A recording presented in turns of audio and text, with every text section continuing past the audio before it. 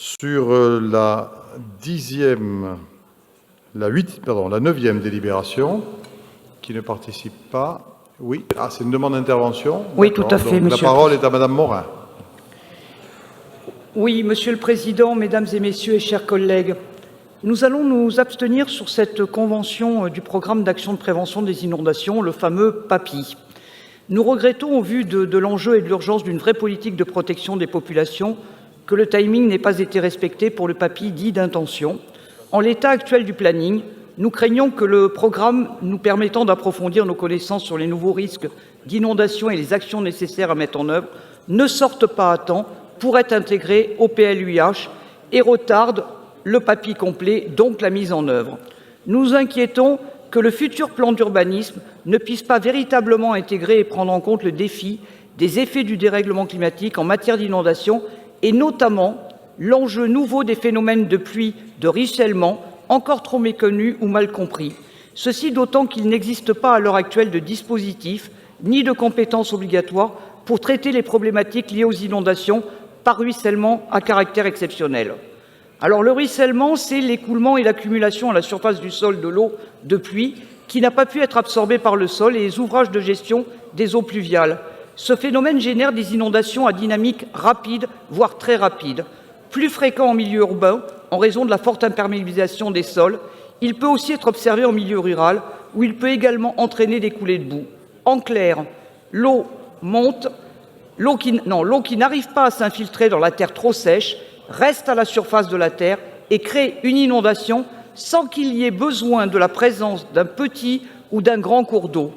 C'est ce qui s'est passé récemment avec la Grèce, la Bulgarie et la Turquie, qui ont connu des pluies torrentielles avec des inondations majeures et inédites, avec des dizaines de morts, sans parler des rues de villes espagnoles avec des voitures complètement noyées, mais surtout encore des morts. Et ici, selon le SDIS et sur la période 2015-2021, 350 désordres attribués à des phénomènes de ruissellement ayant conduit à plus de 20 cm d'eau ont été recensés sur le territoire. Ces désordres, ils ont touché 68 des 94 communes du PAPI et impacté majoritairement des routes et des habitations.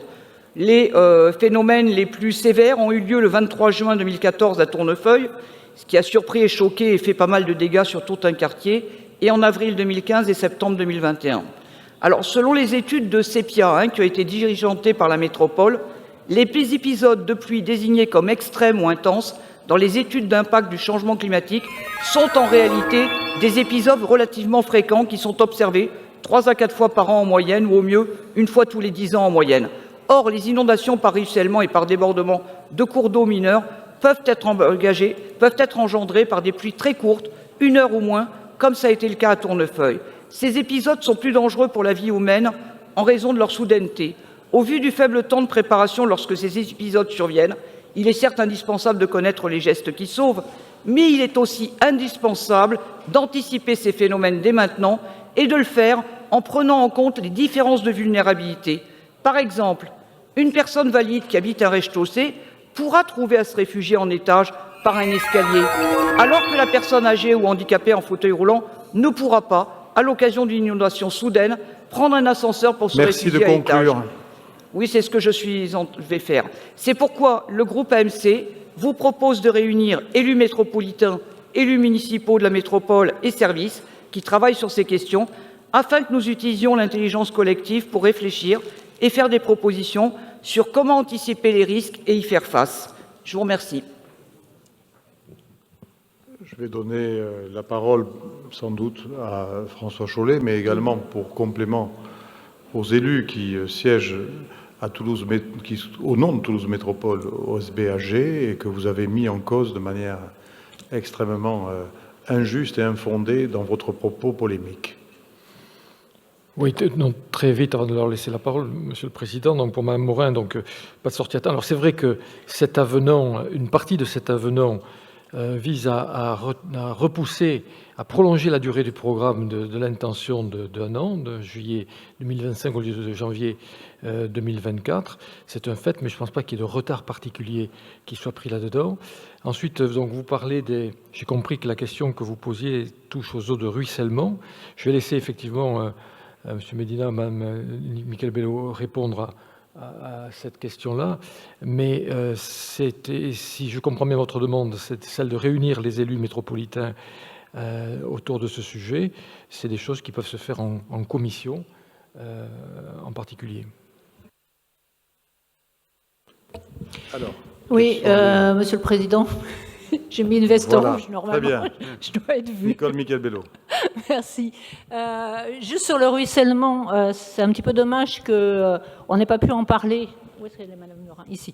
Lors de la commission, parce qu'en effet, j'aurais pu vous éclairer sur tout le travail qui est fait à l'heure actuelle au niveau du ruissellement, mais pas que du ruissellement, puisqu'en fait, on travaille en synergie de plus en plus entre le schéma directeur des eaux pluviales et en effet le travail sur le ruissellement, parce qu'aujourd'hui, il faut travailler en transversalité, et vous imaginez bien qu'on est aussi tout à fait présent avec le PLUH, parce que sinon, en effet, si on ne travaille pas en amont et en transversalité, on n'arrivera pas à répondre à nos problématiques. Donc pour l'instant, on n'est pas du tout en retard. Je pourrais vous le développer. Je crois que je vous ai fait passer lundi matin, suite à la demande que j'ai eue dimanche, le plan sur le ruissellement. C'est un plan très complet. C'est pour ça que ça aurait été mieux quand même de pouvoir le développer en commission.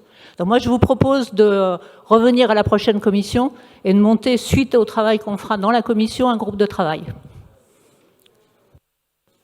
Merci. Philippe Plantade. Bien. Merci, Monsieur le Président. Je vais d'abord répondre à Madame Morin. La délibération qui vous est proposée aujourd'hui, justement, permet d'anticiper sur le bassin versant Hers, anticiper sans doute le retrait de la métropole pour 2025, vous l'avez dit. Donc on propose justement de prendre cette délibération pour anticiper et ne pas perdre trop de temps. Parce que bon, le temps, je dirais, ça devient urgent dans certains secteurs, à Beaupuy, à Castelginès ou bien d'autres secteurs où nous avons quand même des problématiques. Donc c'est une délibération justement pour anticiper. Concernant Mme Cabane, c'est choquant. J'ai l'impression d'entendre des débats que nous avons depuis 2 ans et demi au sein de ce syndicat. Voilà, des débats sont animés. Bon, c'est assez formateur d'être président de ce syndicat, je ne vous en cache pas. Mais voilà, depuis 2 ans et demi, on fait des efforts, on a appris beaucoup de vocabulaire, hein, fossoyeur, plein de mots, hein, assez durs. Et là, j'ai l'impression de revivre ça aujourd'hui au sein de cette instance. Sachez qu'on a tout fait, et là, je m'y mets avec mes amis, Robert et bien d'autres, d'autres maires, pour essayer de sortir de cette impasse et de voter des statuts qui, malheureusement, ont été rejetés de façon assez brute par l'ensemble des EPCI, parce que du SICOVA, on ne sait pas trop, un petit peu, mais il y a eu un rejet contre la métropole, mais de toutes sortes de propositions de statut. Donc il y avait M. Ardouin, que je remercie aussi, était là, et la sagesse veut qu'on se retire dans des conditions normales, donc il faut 1 an. Il faut délibérer au sein de cette instance, il faut délibérer au comité syndical, il faut l'avis de tous